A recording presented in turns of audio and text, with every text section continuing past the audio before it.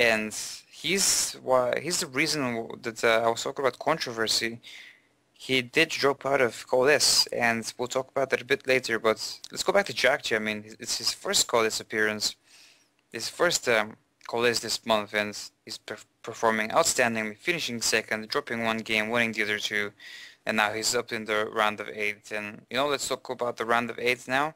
We have the brackets. They're all up. Now you look at that as well. And we have MMA. He'll be facing Oz, so it's a PVT.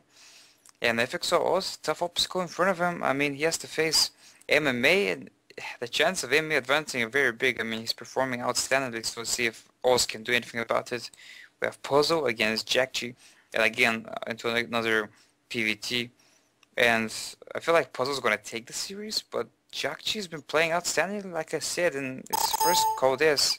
And going into the round of 8 is very impressive. So Jakji, definitely a player to keep an eye on. Like I said that in the previous show, he really is performing outstandingly.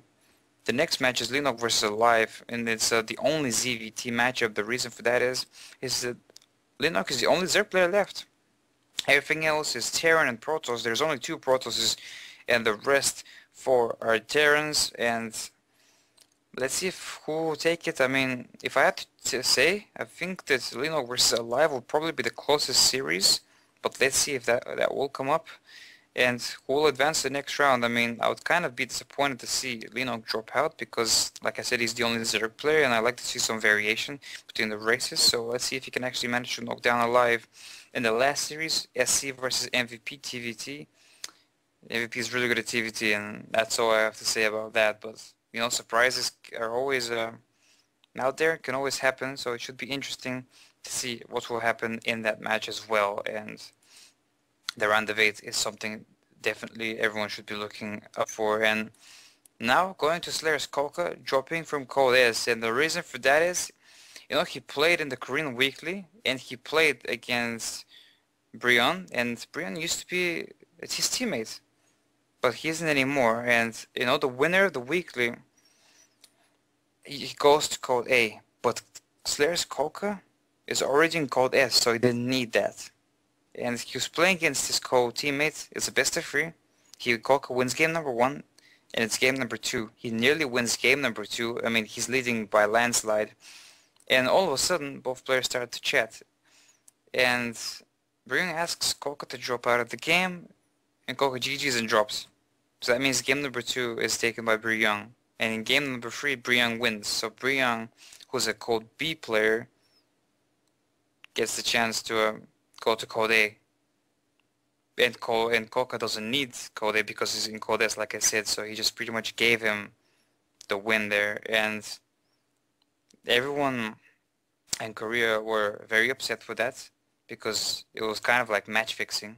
And match fixing, it happens everywhere in sports, and now in esports as well. Looks like it. And Slayer's Boxer made an announcement that they're very sorry for what Kolka's been doing, and now he won't be attending any tournaments until the Slayer's team thinks that Kolka is capable again of upping his morale and his performances to be able to go back into tournaments, and that's why he's going to drop from Codes. And really, I mean, giving away a game to your opponent for nothing is quite upsetting, and a lot of